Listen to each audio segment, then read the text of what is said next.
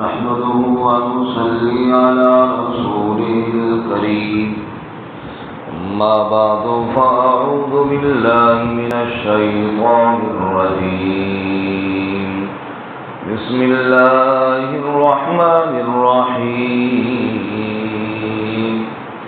يا أيها الرسل كلوا من الطيبات واعملوا صالحا إني بما تعملون عليم وإن هذه أمتكم أمة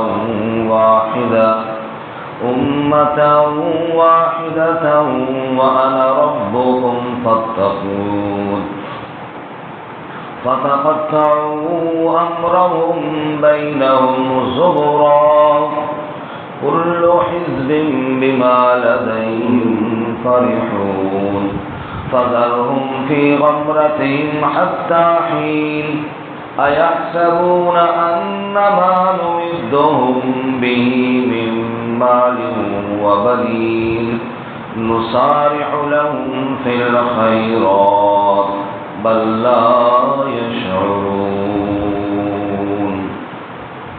يا أيها الرسل اے رسولو کلوا من الطیبات کھاؤ پاکیزہ چیزوں میں سے واعملوا صالحا اور عمل کرو اچھے انی بما تعملون علیم بے شک میں جو تم عمل کرتے ہو اس کے ساتھ علم رکھنے والا ہوں وَإِنَّ هَذِهِ أُمَّتُكُمْ أُمَّةً وَاحِدَةً اور بے شک یہ تمہاری امت ایک ہی امت ہے وَأَنَا رَبُّكُمْ فَاتَّقُونَ اور میں ہی تمہارا رب ہوں بس مجھے سے ڈرو فَتَقَطَّعُوا أَمْرَهُمْ بَيْنَهُمْ زُبُرًا بس کاٹ دیا انہوں نے اپنے معاملے کو آپس میں ٹکڑے ٹکڑے کر کے کل حزب بما لدیہم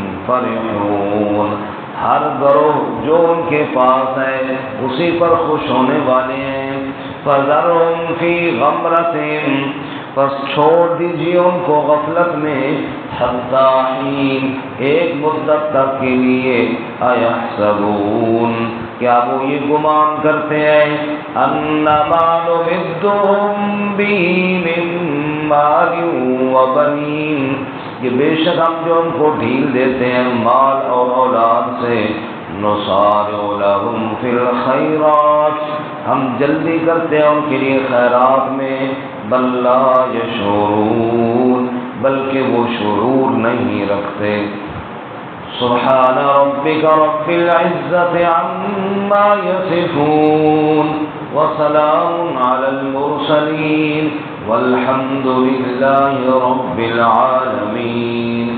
اللهم صل على محمد وعلى آل محمد كما صليت على إبراهيم وعلى آل إبراهيم إنك حميد مجيد اللهم بارك على محمد وعلى آل محمد كما باركت على إبراهيم وعلى آل إبراهيم إنك حميد مجيد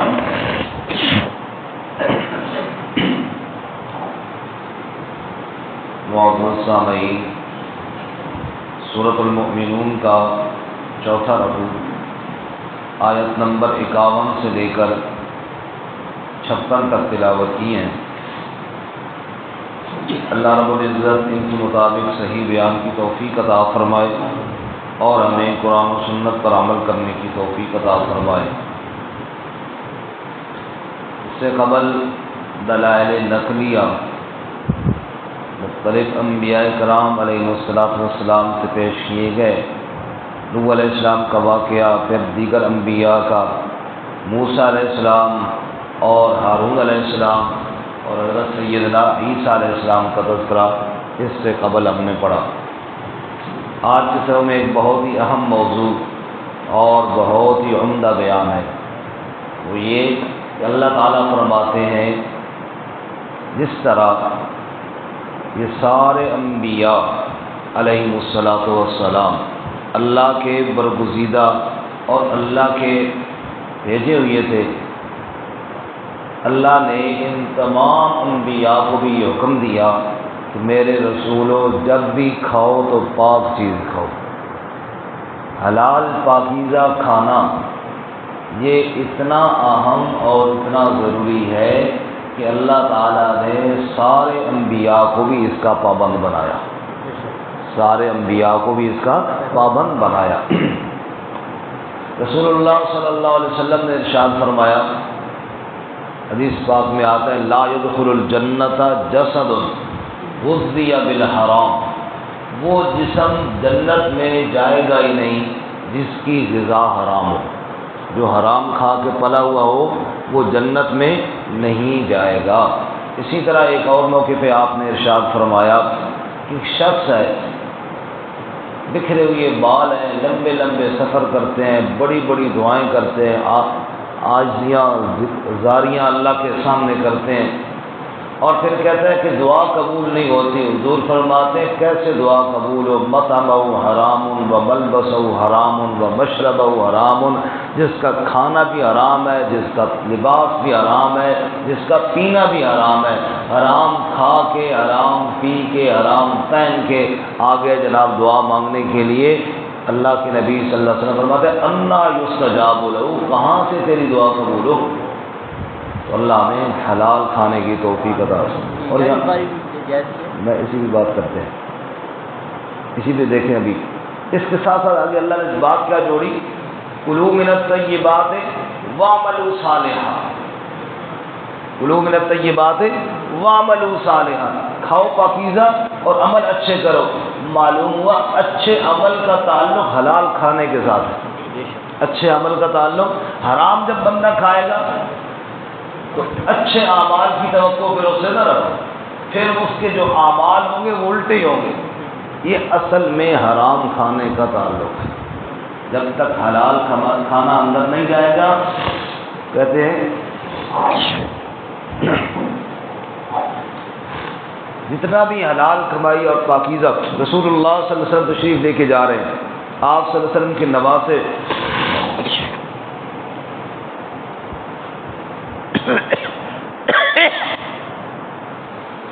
حضور کے نواسے ساتھ ہیں، حضرت سیدنا حسن یا سیدنا حسین رضی اللہ تعالی عنہما۔ راستے میں ایک کھجور ملی، بچہ ہے، انہوں نے اٹھا کے منہ میں ڈال لی۔ حدیث میں آتا ہے آپ صلی اللہ علیہ وسلم نے انگلی ڈال کر ان کے منہ سے نکالی اور کہا کہا کہا، آپ اس طرح فرما رہے تھے کہا کہا کرو، اس کو باہر پھینکو۔ اور اتنی بھی مشکوک چیز بھی اپنی اولاد کے پیٹ میں آپ صلی اللہ علیہ وسلم نے نہیں جانے دی۔ یہ تربیت فرمائی کہ حرام تو بڑے دور کی بات ہے نا، مشکوک چیز بھی اولاد کے پیٹ میں نہ جانے دو، ورنہ حرام چیز جب چلی جائے گی اور پھر کیا اس کے اثرات ہیں۔ اس لیے حلال چیز۔ اب پتہ نہیں، آپ غور فرمائیں کہ جتنے بھی حرام چیزیں ان سے اپنے آپ کو بچانا، اب وہ حرام چیزیں کون سی ہیں کہ جن سے اپنے آپ کو بچانا ہے؟ قرآن نے 4 دفعہ تو یہ ذکر کیا ہے، انما حرم علیکم المیتہ والدم ولحم الخنزیر وما اہل بہ لغیر اللہ۔ اللہ تعالیٰ نے مردار کو حرام کیا، اللہ تعالیٰ نے خون کو حرام کیا، اللہ تعالیٰ نے خنزیر کے گوشت کو حرام کیا، اللہ تعالیٰ نے غیر اللہ کے نام کی نیاز کو حرام کیا، جو آپ کا سوال تھا۔ یہ 4 دفعہ اللہ نے قرآن میں کہا۔ کتنی دفعہ جی؟ 4 دفعہ۔ دوسرے پارے میں، چھٹے پارے میں، 8ویں پارے میں اور 14ویں پارے میں 4 دفعہ اللہ تعالیٰ نے فرمایا۔ بھائی اللہ تعالیٰ ایک دفعہ بھی حرام کہہ دے، بتاؤ کافی ہے یا نہیں کافی؟ بہت ہے۔ یہ جو محرم رشتے ہیں نا، ماں کے ساتھ نکاح نہیں، بہن کے ساتھ نہیں، بھانجی کے ساتھ نہیں، بھتیجی کے ساتھ، یہ جو محرم رشتے ہیں ان کو اللہ نے قرآن میں 1 دفعہ حرام کہا ہے، 1 دفعہ۔ حرمت علیکم امہاتکم و بناتکم و نساؤکم و اخواتکم، آخر تک 1 دفعہ۔ اور یہ جو ابھی میں نے آپ کو بتایا 4 دفعہ اللہ نے حرام کہا ہے. تو جو چیزیں اللہ تعالیٰ نے 4 دفعہ حرام کہیں، بتاؤ وہ کتنا بڑا حرام ہوگا، کتنا بڑا حرام ہوگا. نتیجہ یہ نکلا کہ نماز کے اندر بھی ہر روز ہم یہ پڑھتے ہیں التحیات للہ والصلوات والطیبات. زبانی عبادت بھی اللہ کے لیے، بدن کی عبادت بھی اللہ کے لیے، اور مال کی عبادت بھی بولو اللہ کے لیے. اور یہ صرف باقی دنوں میں نہیں پڑھتے، محرم میں بھی یہی پڑھتے ہیں. یہی پڑھتے ہیں یا نہیں پڑھتے؟ جب محرم میں بھی یہی پڑھتے ہیں تو جس طرح مال کی عبادت، جیسے سجدہ اللہ کے علاوہ کسی کا جائز نہیں، جیسے رکوع جائز نہیں، پکار جائز نہیں، ایسے ہی نظر نیاز بھی اللہ کے علاوہ کسی کی جائز نہیں. یہ واضح طور پر اعلان ہوتا ہے کہ نظر اللہ نیاز حسین. حضرت حسین رضی اللہ تعالیٰ عنہ آل رسول ہیں، نبی پاک صلی اللہ علیہ وسلم کے جگر کا ٹکڑا ہے. حضرت سیدہ فاطمہ الزہرا رضی اللہ تعالیٰ عنہ حضور کے بطن کا حصہ. انشاءاللہ آج جمعے پر انہی کے فضائل پہ ساری بات ہوگی انشاءاللہ، بڑی عظمتوں والے ہیں. لیکن رہی یہ بات کہ اللہ کی عبادت ہے، مالی عبادت، اس میں شریک ہو جائے، یہ نہیں ہو سکتا. صحابی تو دور کی بات ہے، کوئی نبی بھی اللہ کی عبادت میں شریک نہیں ہو سکتا. نظر نیاز مالی عبادت ہے، اور مالی عبادت صرف کس کا حق ہے؟ اللہ. اس لیے غیر اللہ کے نام کی نیازوں سے بچائیے اپنے آپ کو، غیر اللہ کے نام کی نیازوں سے بچیں. اور یہ وہ چیز ہے کہ جس کو اللہ تعالیٰ نے قرآن میں 4 دفعہ حرام کیا. اور جی سمجھتے اس لیے نہیں ہے نا جی، کیونکہ وہ بات بڑی مشہور ہے کہ بڑھیا کی مرغی مر گئی. اس نے سنا تھا کہ ہمارے علاقے کے جو وڈیرا آدمی ہے، کوئی چودھری صاحب ہے یا جو بھی ہے، وہ حرام کھاتا ہے. اس بیچاری نے سمجھا تھا کہ صرف مرغی حرام ہے، باقی تو جو جانور ذبح کے بغیر مر جائے وہ حرام ہوتا ہے. اس نے سوچا کہ مرغی کو پھینکنا کیا ہے، وہ چودھری صاحب جو حرام کھاتے ہیں، نمبردار صاحب جو کھاتے ہیں یا جو بھی ہے، چلو ان کے دے آؤں. وہ بیچاری لے کر نا ان کے دروازے پہ جا کے دستک دیتی ہے. اتفاقاً کوئی بزرگ پوری بار تشریف لے آئے. اب پتر مرغی مر گئی صحیح، تو میں سنیا تسی حرام کھانے ہو، تو بجائے اس کے کہ میں باہر پھینکوں تو میں نے کہا چلو آپ کو دے دوں. اس نے کہا اماں جی آپ کو کسی نے غلط بتایا ہے، ہم حرام کھاتے ہیں لیکن اور طرح کا ہوتا ہے. سمجھ آئی؟ اس طرح کا مرغیاں حرام نہیں کھاتے. دیکھو جو آدمی باقی حرام سارے نہ چھوڑے، سود کا پیسہ، رشوت کا پیسہ، غیر اللہ کی نیاز کا کھانا، یا جتنے بھی دوسرے بھائیوں کا حق غصب کیا، جائیدادوں پہ قبضے کیے، بہنوں کا حق مارا، غرضے کے جہاں سے حرام ہے چھکی جا رہا ہے. حرام مرغی کیوں نہیں کھاتا؟ پھر وہ بھی کھا لے. جب اتنے حرام اور کھاتی ہیں تو مرغی جو بغیر ذبح کے ہو وہ بھی کھا لے، وہ تو اتنا بڑا حرام نہیں ہے. دیکھو سود کھانے والے کو اللہ نے فرمایا فَإِن لَّمْ تَفْعَلُوا فَأْذَنُوا بِحَرْبٍ مِّنَ اللَّهِ. جو سود نہیں چھوڑتا وہ اللہ اور اس کے رسول کے ساتھ جنگ کے لیے تیار ہو جائے. مرغی کھانے، حرام مرغی کھانے والے کو اس طرح نہیں کہا. تو معلوم ہوا مرغی کھانا بھی حرام ہے، لیکن سود کھانا اس سے بہت بڑا حرام ہے. بغیر ذبح کی جو مرغی مر جائے وہ بھی حرام ہے، یہ نہیں کہ وہ حلال ہے، وہ بھی حرام ہے. لیکن سود کھانا اس سے بڑا حرام ہے، رشوت کھانا اس سے بڑا حرام ہے، دوسروں کی جائیداد پہ قبضہ کرنا اس سے بڑا حرام ہے، غیر اللہ کے نام کی نیاز کھانا اس حرام مرغی سے بھی کیا ہے؟ بڑا حرام ہے. اس لیے جن چیزوں کو اللہ تعالیٰ نے منع کیا ہے، دین اپنے مزاج کا نام نہیں، اپنی طبیعت کا نام نہیں کہ میری مزاج میں اور میری طبیعت میں جو چیز آ جائے وہ تو چلو ٹھیک ہے دین ہے، اور جو میری طبیعت کے مطابق نہ ہو جانے دو جناب. نہیں، دین مزاج کا نام نہیں، دین اللہ اس کے رسول کے احکامات کا نام ہے. یا ایھا الرسل کلوا من الطیبات واعملوا صالحا. اللہ کہتے ہیں تو کیا چیز ہے، تو کون ہے؟ میں نے تو اپنے رسولوں کو تو ٹوپ پیغام دے دیا ہے، اے میرے رسولوں کلوا من الطیبات، جب بھی کھاؤ پاکیزہ چیزیں کھاؤ، واعملوا صالحا، اور اچھے عمل کرو. اب غور فرمائیں، انبیاء سے اچھے عمل کرنے والا کون ہے؟ کوئی نہیں. انبیاء تو نمونہ ہے، لیکن اس نمونے سے پہلے حکم کیا ہے؟ کلوا من الطیبات، پاکیزہ کھانے کا۔ رسول اللہ صلی اللہ علیہ وسلم فرماتے ہیں ہر نبی نے بکریاں چرائی ہیں، حضور اقدس صلی اللہ علیہ وسلم چند کی رات کے بدلے میں، چند مطلب تھوڑی سی کھجوروں کے بدلے میں اہل مکہ کی بکریاں چراتے رہے ہیں۔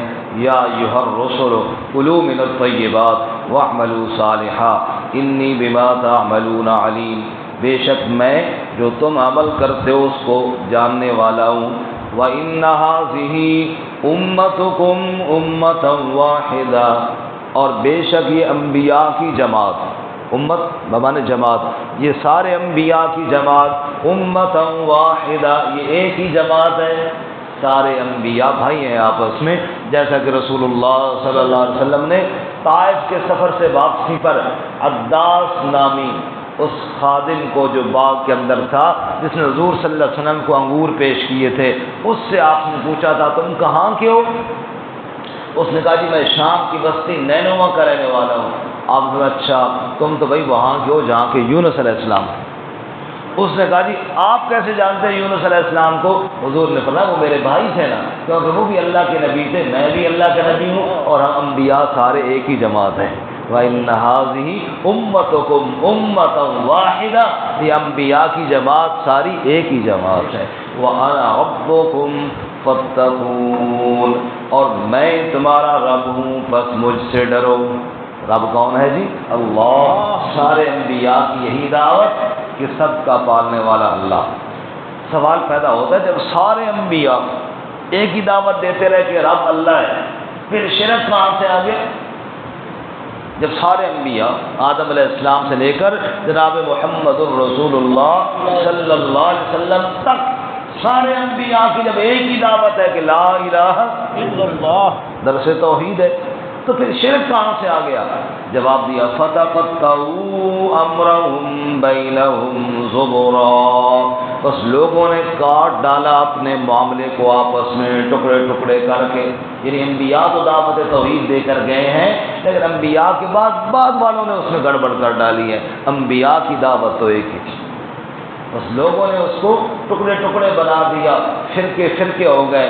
كُلُّ حِزْبٍ بِمَا لَدَيْهِمْ فرحون، ہر گروہ جو اس کے پاس ہے وہ اس پر خوش ہو رہا ہے۔ کیا مطلب؟ جو جس کے ذہن میں آیا وہ سمجھتا ہے کہ یہی بات ٹھیک ہے۔ دیکھیے انبیاء علیہ السلام کے ساتھ محبت ایمان کی دلیل ہے۔ جو نبیوں کے ساتھ محبت نہیں کرتا وہ مومن ہی نہیں ہے۔ لیکن عیسائیوں نے محبت کی، اور محبت میں کتنا غلو کیا، عیسیٰ علیہ السلام کو اللہ کا بیٹا بنا کر معبود بنانا شروع کیا، اور اس پر خوش بھی ہیں کہ ہم ٹھیک کر رہے ہیں۔ کل حزب بما لدیہم فرحون، کل حزب بما لدیہم۔ اور ادھر یہودیوں کو دیکھیے، وہ عیسیٰ علیہ السلام پر اور ان کی والدہ پر تہمتیں لگا نہیں تھکتے، بکواس کر کے نہیں تھکتے۔ وہ عیسیٰ علیہ السلام اور ان کی ماں حضرت سیدہ مریم علیہ السلام کو بکواس کرتے ہیں۔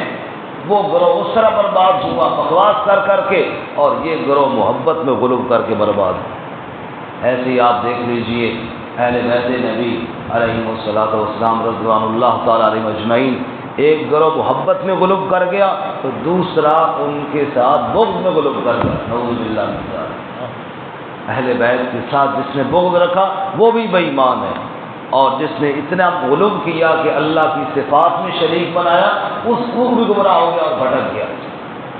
تو بات یہ ہے کہ جو احکامات شریعت نے بتائے ہیں ان کی اتباع کرنا ضروری ہے۔ رسول اللہ صلی اللہ علیہ وسلم نے حضرت سیدنا علی المرتضیٰ رضی اللہ عنہ کے بارے میں فرمایا، ایک گروہ علی کی محبت میں گمراہ ہوگا اور ایک بغض میں گمراہ ہوگا۔ بغض علی رضی اللہ تعالی عنہ یہ بھی بے ایمانی ہے، اور محبت میں اتنا غلو کہ نعوذ باللہ ان کو حاجت روا اور مشکل کشا کہنا یہ بھی بے ایمانی ہے۔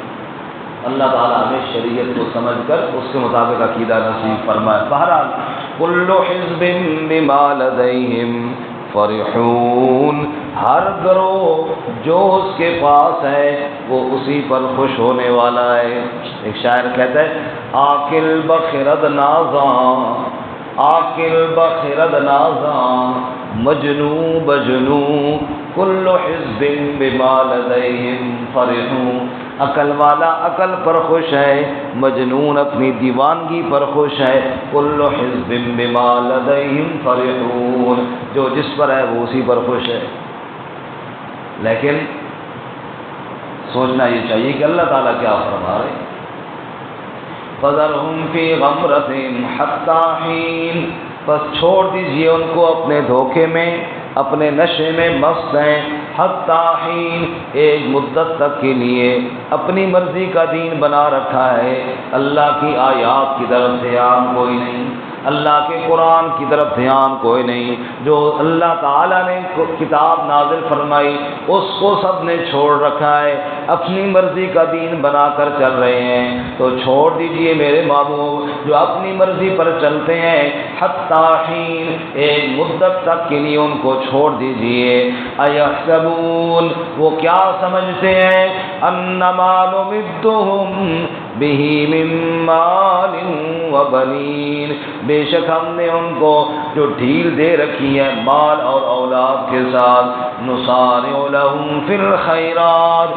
کیا ہم ان کے لیے خیرات اور نیکیوں میں جلدی کر رہے ہیں، یعنی ان بے ایمانوں کو ہم نے مال دے رکھا ہے، اولاد دے رکھی ہے، اس کا مطلب انہوں نے یہ سمجھا کہ ہم راضی ہیں اور ان کو خیرات دے رہے ہیں، میں نہیں، بل لا یشعرون، بلکہ انہیں شعور نہیں ہے، انہیں یہ پتہ نہیں ہے کہ دنیا کی زندگی میں اللہ تعالیٰ نے ہمیں دے رکھا ہے اور آخرت کا حصہ کاٹ دیا ہے ہمارا، انہیں اس بات کا احساس نہیں، دنیا کی مال و متاع اور دنیا کی اولاد اور دنیا کے عیش و عشرت یہ اس بات کی دلیل نہیں کہ اللہ راضی ہے، بل لا یشعرون، انہیں شعور نہیں ہے کہ اللہ تعالیٰ کو انہوں نے کتنا ناراض کیا۔ اللہ ہمیں قرآن و سنت پہ عمل کی توفیق عطا فرمائے۔